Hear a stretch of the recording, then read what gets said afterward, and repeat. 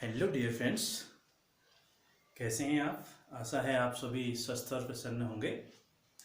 आज हम जो है एक्सरसाइज 3.5 पे चल रहे हैं।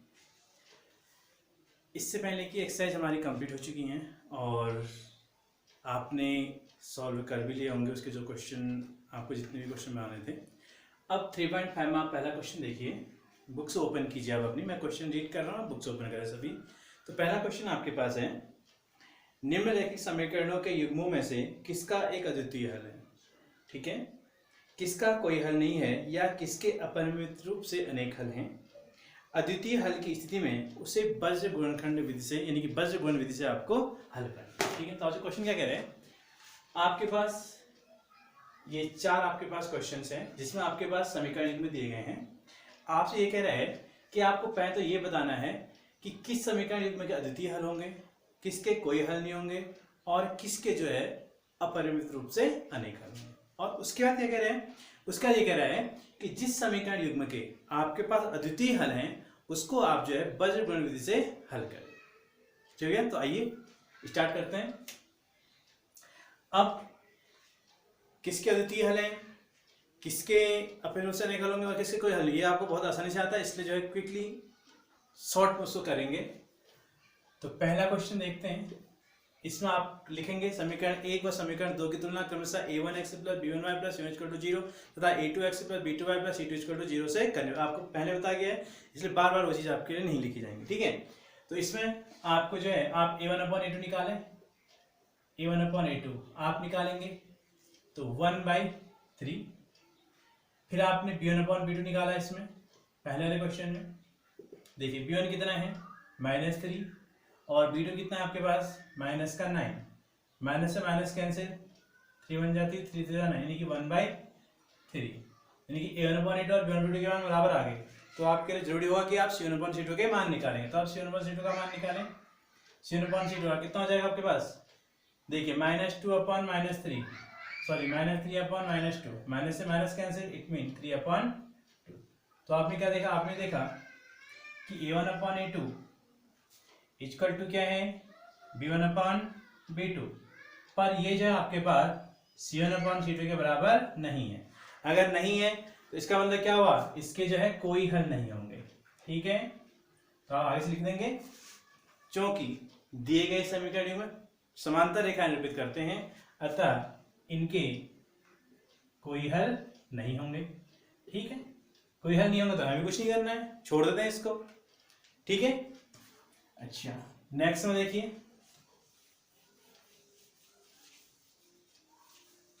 सेकंड पार्ट को देखिए।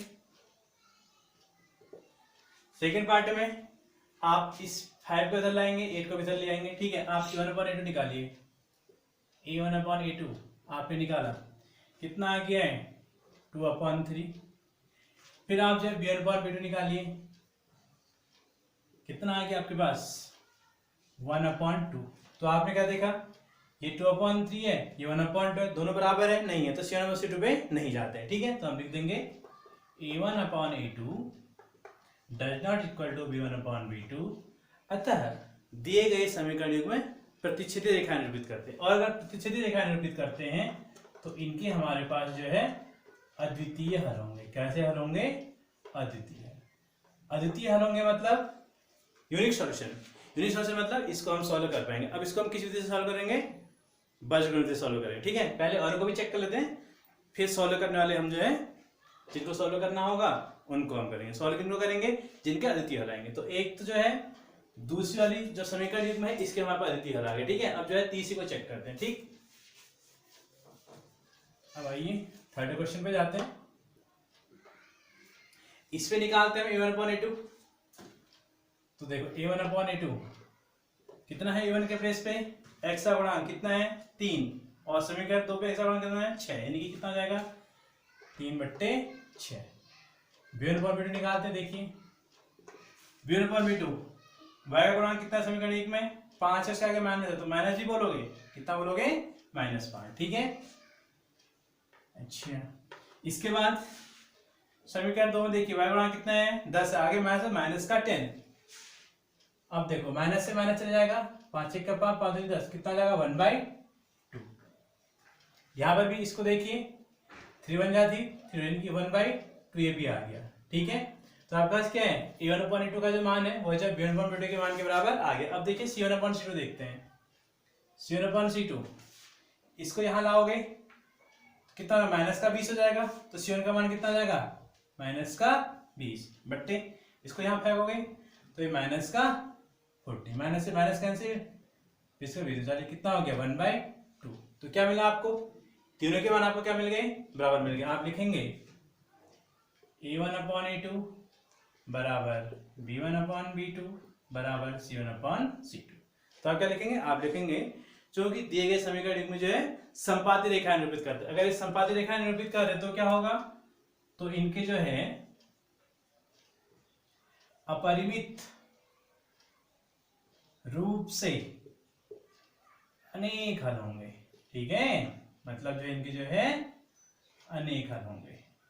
ठीक है, अनेक हल होंगे, तो इसको भी आप जो है बीजगणित विधि से जो है हल नहीं कर पाएंगे। अब चौथा क्वेश्चन देखते हैं। चौथा पार्ट देखिए इसका। चौथे पार्ट में देखो a1/a2 निकालते हैं।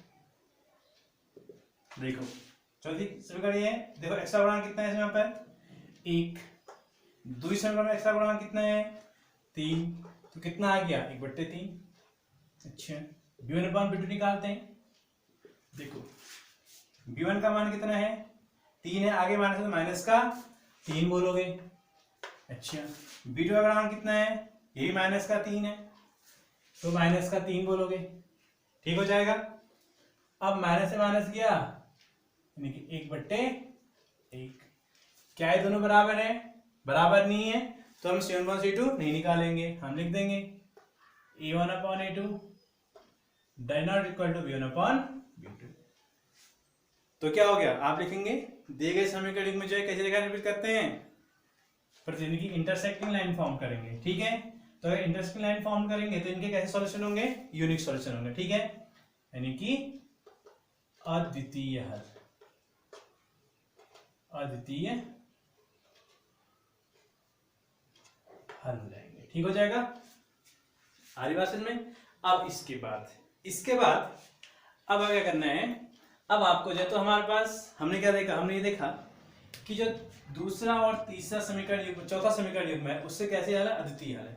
अगर अब इनके अद्वितीय हल है तो इनको हम जो है बीजगणित विधि से हल करेंगे। ठीक है, तो बीजगणित विधि से हल कैसे करते हैं वो देखिए, आप याद से ध्यान देंगे ताकि आपको जो है सब चीजें समझ में जाए। ठीक, ना आने पर आप बताएंगे भी कि यहाँ पर नहीं आ रहा। ठीक, अब देखिए पहले समीकरण आपके पास ये यानी कि समीकरण 2 में आप हल करेंगे, हम ना तो अब इसको हल कर पाएंगे ना हम जो है इसको हल करेंगे, हमारे पास ये 2 क्वेश्चन रह गए। ठीक, अच्छा अब हम क्या करेंगे, अब हम ये करेंगे, लिख लेते हैं दूसरा क्वेश्चन हम हल कर रहे हैं। ठीक है, कैसे हल कर रहे हैं इसको, वज्र गुणन विधि। ठीक, वज्र गुणन विधि।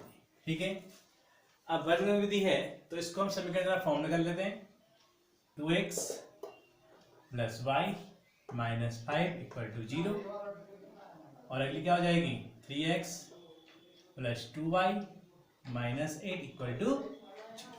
अब क्या करना था, मैं आपको दोनों तरीके से बता रहा हूँ, सूत्र से भी और उससे भी। ठीक है, तो जिससे आपको सहूलियत होगी आप उससे जो सॉल्व कर लेंगे। ठीक है, तो आपके पास क्या था x अपन, या सिंपल विधि करते हैं। ठीक है, x अपन आपके पास क्या था, आपने x का टर्म में छोड़ने थे और y का गुणांक कितना है यहाँ पर कोई नहीं कि b1, तो यहाँ पर एक काम और कर लेते हैं, पहले a1 b1 c1 हम लिखा लेते हैं। ठीक है, a1 बराबर 2, b1 बराबर कितना है, y का गुणांक कितना है 1, कुछ नहीं है, नहीं कहोगे 1 कहोगे। ठीक है, c1 कितना है -5, a2 कितना है 3, b2 कितना है 2 और c2 कितना है -8। अब फॉर्मूला क्या था हमारे पास, x upon b1 b2 c1 c2, simple है ना, equal to y upon, simple तरीके से कर लेते हैं, क्या था हमारे पास C1 C2 A1 A2 equal to 1 upon क्या था हमारे पास A1 A2 B1 B2 मान रख देते सबके, ठीक है। x अपॉन देखो B1 का मान कितना है 1, B2 का मान कितना है 2, C1 का मान कितना है -5, C2 का मान कितना है -8। ठीक है, आसान है ना, बिल्कुल बहुत आसान है, ठीक है। थोड़ी सी मेहनत सब कुछ आसान।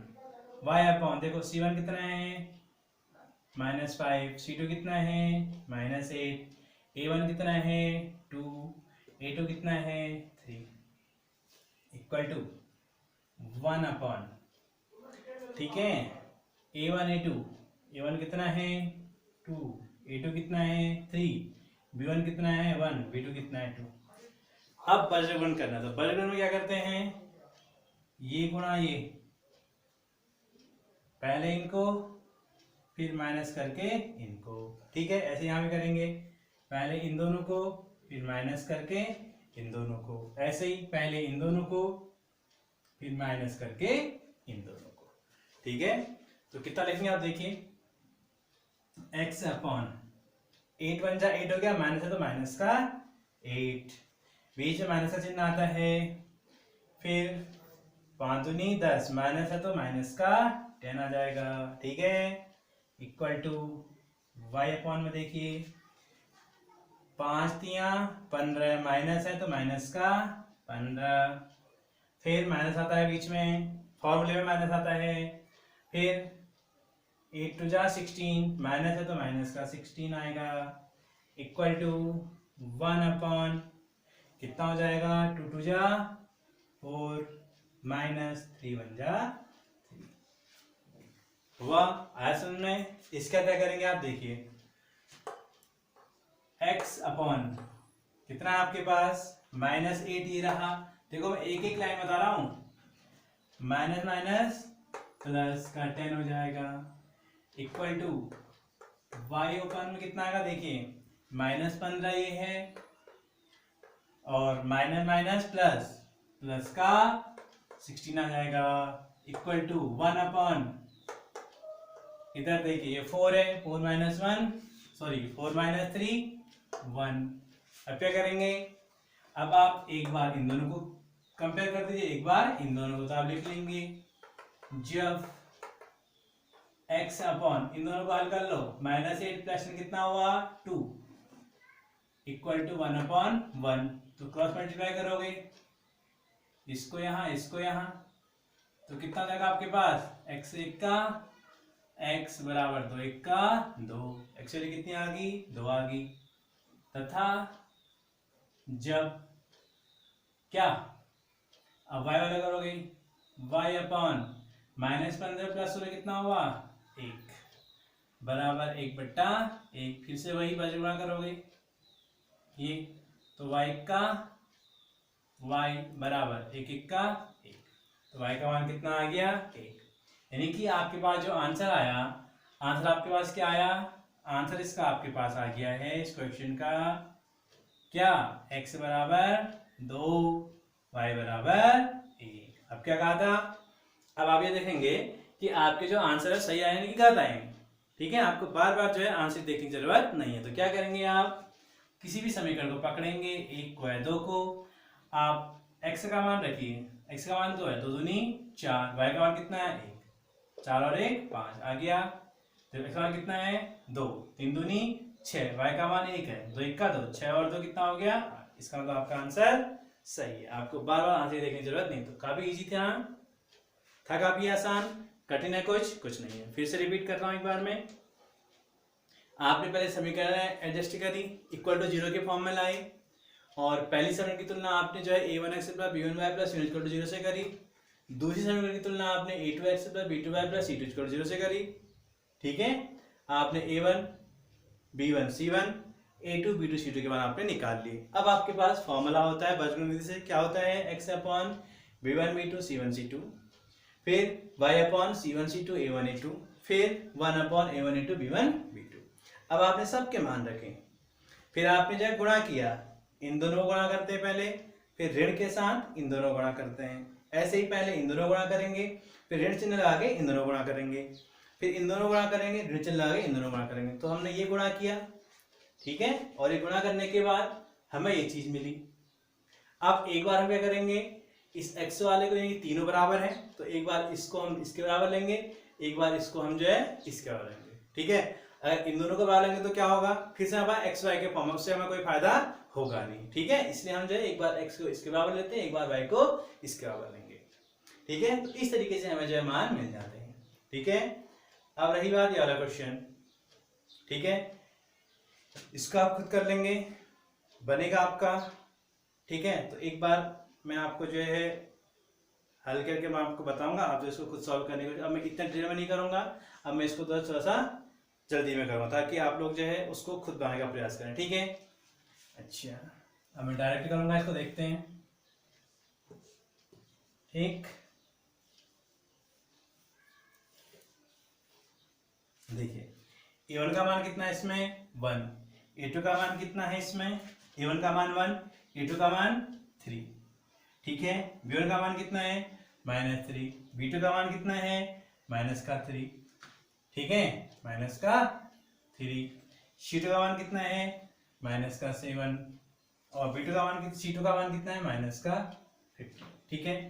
तो मान रखा -3, -3, -7, -15, y का मान रखोगे -7, -15, 1 और 3, 1 और 3, -3, -3, सीधे क्या हो जाएगा आपके पास x अपॉन माइनस प्लस हो जाएगा 45 हो जाएगा, ये माइनस प्लस प्लस माइनस 21 हो जाएगा, equal to y upon minus का 21 हो जाएगा, ये माइनस होता है तो माइनस प्लस का ये 15 हो जाएगा, बराबर 1 अपॉन माइनस का 3 हो जाएगा, और माइनस प्लस का 9 हो जाएगा, ठीक हो गया।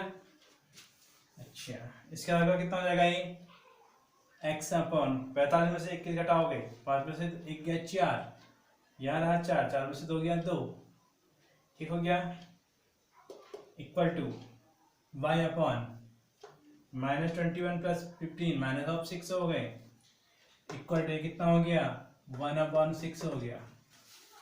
तो एक बार इसको इसके बराबर करोगे, एक बार इसको इसके बराबर, तो आप लिख लोगे जब x अपॉन 24 बराबर 1/6, तो इसको यहाँ फेंक दो सीधे सीधे, तो x की वैल्यू कितनी जाएगी 24/6, कुछ 24, x की वैल्यू कितनी आ गई 4, x की वैल्यू 4 आ गई है।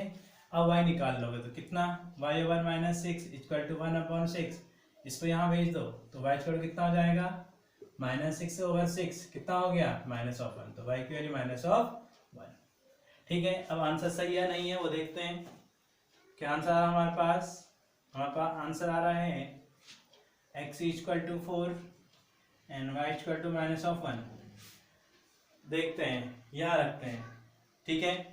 इसमें इस समीकरण को हम देखें तो कैसी हुई है, x -3y इक्वल टू, इसको 7 बोल सकते हैं, ठीक है। तो देखो x की वैल्यू 4 रखी तो 4 हो जाएगा, y की वैल्यू -1 तो माइनस प्लस का 3, कितना आ गया 7 आ गया, जो कि 7 के बराबर, इसका मतलब आपका आंसर सही है, ठीक है। तो ये आपका जो है पहला क्वेश्चन निपट गया, ठीक है। अब आप जो है दूसरा क्वेश्चन देखिए,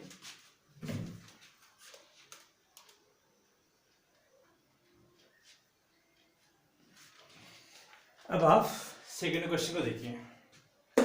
सेकेंड क्वेश्चन के 2 पार्ट हैं और दोनों पार्ट आपके पास जो है काफी इंपॉर्टेंट है, ठीक है, बहुत ही ज्यादा इंपॉर्टेंट है, ये आपने काफी अच्छे से ध्यान में देना है, ठीक है। इसके उदाहरण एग्जाम्पल में जो क्वेश्चन है, उदाहरण में जो आपके पास दिए हैं उन क्वेश्चन को भी आप घर पे बनाएंगे, ठीक है।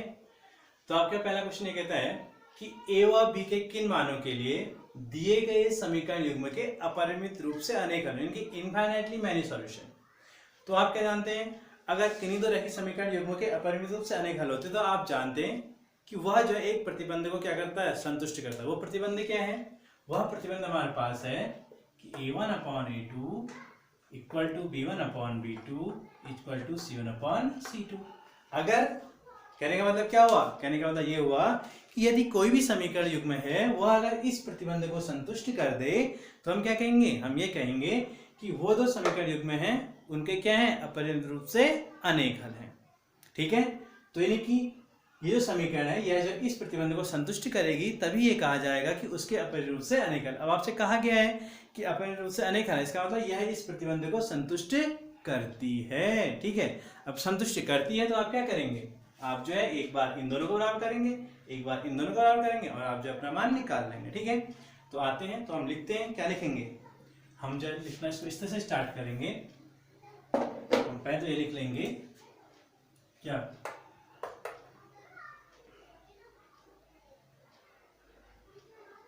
दिए गए समीकरण युग्म की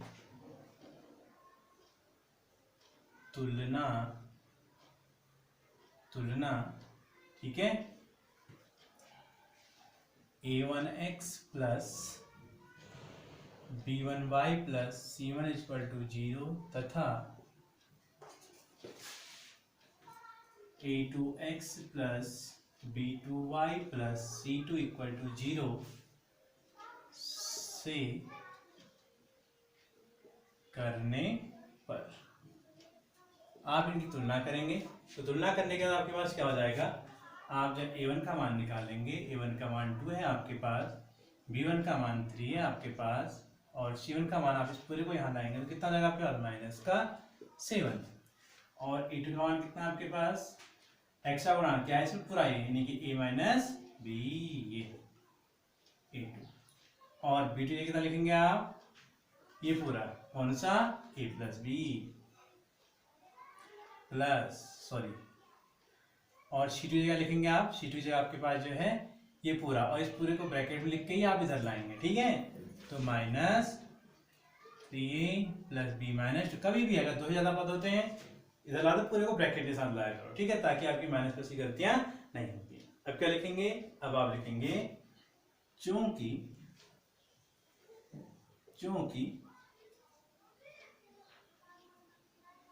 दिए गए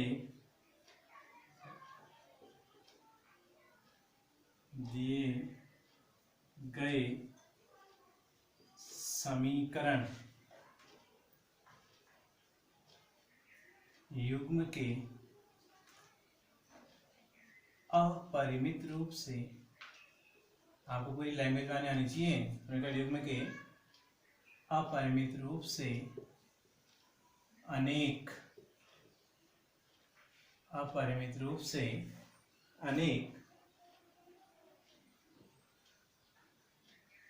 हल हैं, अतः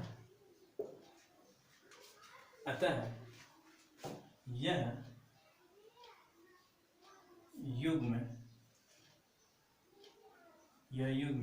प्रतिबंध a1 upon a2 equal to b1 upon b2 equal to c1 upon c2 को सेटिस्फाइड करेगा, यानी कि संतुष्ट करेगा। ठीक है, को संतुष्ट करेगा। ठीक है, इसको संतुष्ट करेगा तो अब लिख लेंगे, अर्थात हम क्या कहेंगे, a1 upon a2 equal to b1 upon b2 equal to c1 upon c2 से। अब मान रख देते हैं। ठीक है, a1 अपॉन a2, a1 का मान कितना है 2, a2 का मान कितना है a माइनस बी बराबर b1 का मान कितना है 3, b2 का मान कितना है a plus B equal to c1 का मान कितना है माइनस ऑफ 7, c2 का मान कितना है माइनस ब्रैकेट के अंदर 3a प्लस बी माइनस 2। ठीक है, अब क्या करोगे आप, अब एक बार इन दोनों को बराबर कर लो, एक बार इन दोनों को बराबर कर लो, या इसको और इसको बराबर कर लो, इस किसी भी मतलब 3 कंडीशन आपके होंगे बराबर, या तो आप इसको और इसको बराबर करें, या आप इसे और इसे बराबर करें, या आप जो है पहले वाले को और तीसरे को बराबर, और दो कंडीशन आपके पास है नहीं तो कोई भी दो आप लेकर के जो दो इक्वेशन बनाएंगे और उनको जो है फिर सॉल्व करेंगे। ठीक है, तो हम यहाँ पर लिख लेते हैं, जब क्या कहेंगे आप, ये वाला कोड हम इन दोनों को ले रहे हैं पहले, ठीक है, इन दोनों को पहले ले रहा हूँ ये जब 2/a-b 2/a-b equal to 3/a+b 3/a+b, ठीक है। तो क्या हो जाएगा, क्रॉस मल्टीप्लाई करेंगे, यहाँ मल्टीप्लाई होगा, यहाँ मल्टीप्लाई होगा, ठीक है, बीच में इक्वल का साइन है, बिना इक्वल के साइन के, बिना बराबर के चिन्ह लगाया मल्टीप्लाई नहीं। कई लोग क्या करते हैं, कई गलती करते हैं, क्या इक्वल का साइन लगा दो सीधे सीधे एरो लगा देते हो, ये गलत तरीका है। पहले इक्वल का साइन आएगा तब जाके आप एरो लगाएंगे, ठीक। 2a+b इक्वल टू 3 × a-, अब देखिए क्या हो जाएगा, 2a + 2b इक्वल टू क्या हो जाएगा आपके पास, 3a - 3b। अब क्या करें, ए वाले को एक साथ ले जाओ, बी वाले को एक साथ ले जाओ, ठीक है। यहां से देखिए 2a है, 3 को यहां ले आते हैं, 2a - 3a, फिर क्या हो जाएगा बराबर, ये -3 भी यहाँ रहने दीजिए, और ये जो +2b यहाँ लेके आ जाएगा -2b। अब कितना हो गया, 2a - 3 कितना हो गया, -a इक्वल टू कितना हो गया, -5b। माइनस से माइनस चलेगा तो a इक्वल टू क्या जाएगा आपके पास, 5b। इसको आप क्या बोल देंगे, इक्वेशन फर्स्ट। आगे बात समझ में, कुछ नहीं किए हैं, आप फिर से ध्यान दीजिए, यहाँ पर तक काफी समझ में आ चुका होगा। और मल्टीप्लाई किया 2 × a+b इक्वल टू 3 × a-b, तो 2 से मल्टीप्लाई कर, 2 से a में करेंगे, 2 से b में भी करेंगे, तो 2a + 2b, 3 से ऐसे a में करेंगे, b में करेंगे, तो 3a - 3b। अब क्या करेंगे, a वाली चीजें एक साथ ले जाओ, b वाली चीजें एक और ले जाओ, ठीक है। तो 2a ये था प्लस का, ये 3 है यहाँ प्लस का, तो बराबर के इस साइड का क्या हो जाएगा, माइनस का हो जाएगा। ऐसे ही 3b यहाँ पर बराबर के साइड माइनस में ही है, अब 2b को हम आ जाए, तो 2b यहाँ प्लस का, वहां जाए क्या हो जाएगा, माइनस का हो जाएगा। अब 2a - 3 है, माइनस का ये होगा, और 3b - 2b दोनों जुड़ेंगे, और प्लस माइनस के हैं तो माइनस के 5 भी हो जाएंगे, तो माइनस से माइनस चला जाएगा, a equal to 5। Equation first, ठीक है, ठीक हो जाएगा। अब एक तो आपने ये किया, और आप क्या कहेंगे, अब आप ये कहेंगे कि जब तथा जब this is equal to this, यानी कि 3/, मैं फिर से बोल रहा हूं, आप जो है ये इक्वल टू ये भी ले सकते हैं, 3/a+b equal to -7/-3a + b - 2, minus से माइनस चला जाएगा, अब क्रॉस मल्टीप्लाई कर लो, क्या हो जाएगा, 3 × 3a + b - 2 इक्वल टू 7 × ये कैंसिल आउट होगा आपके पास से, माइनस से माइनस चलेगा, ठीक, 7 × a + b मल्टीप्लाई करो, 3 × 3 = 9a + 3b माइनस का 6 इक्वल टू 7a + 7b। अब क्या करें, अब सबको एक साथ ले आते हैं, ए वाले इसको यहाँ फेंक दे, ए और बी वाले एक साथ होते हैं, ठीक है। ये 9a, ये 7a यहाँ आएगा, तो माइनस का 7a + 3b यही है, और ये माइनस का 7b, ये 6 से माइनस है, यहाँ आएगा तो प्लस का 6। अब 9a में से 7a गया, कितना बचा, 2a बचा भाई, ठीक है, प्लस यहाँ देखिएगा 3b - 7b, तो कितने हो गए, माइनस के 4b इक्वल टू 6। अब यहाँ से क्या करें, यहाँ से जो है हम a का मान रखते हैं, a इक्वल टू क्या है, 5b है, ठीक है। चलो एक लाइन और सॉल्व कर लेते हैं, लिख लेते हैं 2a - 4b equal to 6, plus minus minus हो, ठीक है। चलो एक लाइन और कर लेते हैं, क्या है, पूरी समीकरण 2 का भाग देता, 2 का भाग दो, ठीक है, कितना हो जाएगा, a - 2b बराबर 3, ठीक है। तो क्या किया आपने, ब्रैकेट में लिख देना, 2 से भाग देने पर, किसको, पूरी समीकरण को, ठीक है, 2 से भाग देने पर, तो क्या हो गया, a बराबर 2b बराबर 3, समीकरण 2 होगी। अब क्या कहेंगे आप, अब ये कहेंगे कि समीकरण 1 से a का मान समीकरण 2 में रख दो, ठीक है। लिख देते हैं यहाँ पर, समीकरण 1 से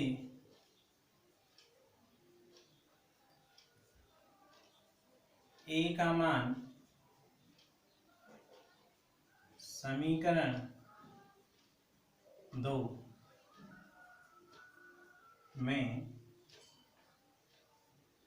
रखने पर, ठीक है। समीकरण 2 में रखोगे तो उस समय ए की जगह कितना है 5b, तो ए की जगह आपने रखा 5b minus 2b equal to 3, तो 5b में से 2b कितना बचा 3b, 3b इक्वल टू 3, तो b की वैल्यू कितनी आ गई 3/3, कितना हो गया 1, तो b की वैल्यू कितनी आ गई 1। अब a का मान निकालना तो आसान है, क्या करेंगे आप b के मान को समीकरण 1 में रख दोगे, तो क्या लिखेंगे आप लिखेंगे b का मान समीकरण 1 में, आप ध्यान से देखिए वरना आपको समझ में नहीं किसके बाद कहाँ लिखा है करके, मैं रखने पर, तो a इक्वल टू कितना हो जाएगा आपके पास 5 × 1 कितना हो जाएगा 5, तो आपका आंसर क्या आ गया, आंसर आपके पास आ गया है क्या, a बराबर 5, b बराबर 1। ठीक हो गया, कोई दिक्कत नहीं है, किसी कोई दिक्कत, चलिए अच्छी बात है। अब इसका जो है हम सेकंड पार्ट देखते हैं, ठीक है। सेकंड पार्ट ये कह रहा है, आप बुक में देखिए, ये कह रहा है कि के किस मान के लिए दोनों समीकरण युग्मों के कोई हल नहीं है। काफी आसान सा क्वेश्चन है, बहुत ही आसान सा क्वेश्चन, ठीक है, 4 लाइन हो जाएगा, ठीक है। कोई हल नहीं है तो हमारे पास क्या होता है, आप लिखेंगे पहले तो वही करेंगे, a1 b1 c1 निकाल लेंगे आप, a1 इक्वल टू, अब मैं बराबर निकाल रहा हूँ, b1 equal to 1, c1 equal to -1, a2 equal to 2k - 1, b2 equal to k - 1 and c2 equal to 2k + 1, ठीक है। अब क्या कह रहे हैं, कोई हल हो तो आप लिखेंगे कोई हल न होने की स्थिति में, न होने की स्थिति में क्या हो जाएगा, कोई हल न होने की स्थिति में क्या हो जाएगा आपके पास, आप भी जानते हैं कि a1/a2 इक्वल टू क्या होता है b1/b2, बस तो उससे में कोई मतलब नहीं है, ठीक है। सिर्फ ये लिखेंगे a1/a2 इक्वल टू b1/b2, ठीक है। इसको डाउट लिख लो, ठीक है। लेकिन हम क्या अप्लाई करेंगे, a1/a2 इक्वल टू b1/b2, क्योंकि तो बराबर है नहीं इसलिए इसको छोड़ देंगे, ठीक है। a1 कितना है 3, a2 कितना है 2k - 1 इक्वल टू b1 कितना है 1, b2 कितना है k - 1। अब हल करते हैं, देखिए वही काम करेंगे, क्रॉस मल्टीप्लाई करोगे आप, 3 × कितना हो जाएगा आपके पास k - 1 इक्वल टू 1 × कितना हो जाएगा आपके पास 2k - 1, ठीक हो जाएगा। मल्टीप्लाई करो 3k - 3 बराबर कितना हो जाएगा आपके पास, ये देखो 1 से मल्टीप्लाई करो तो एजेट रहेगा 2k - 1, अब k वाले को इधर लाओ, इसको यहाँ फेंक दो, 3k ये आएगा -2k बराबर, ये -1 है, ये -3 वहाँ जाएगा +3 हो जाएगा, 3k में से 2k कितना बचेगा, k बचेगा इक्वल टू -1 + 3 कितना बचेगा 2, तो k इक्वल टू 2, यही आपके पास क्या हो जाएगा आंसर हो जाएगा, ठीक है। आगे बात सुन में, लेकिन दूसरा क्वेश्चन तो आपका काफ़ी इम्पोर्टेंट है, ठीक है। तो इस तरीके से आप इन सारे क्वेश्चनों को बना लीजिए, बाकी क्वेश्चन इसके जो है नेक्स्ट डे करेंगे, ठीक है। Okay bye.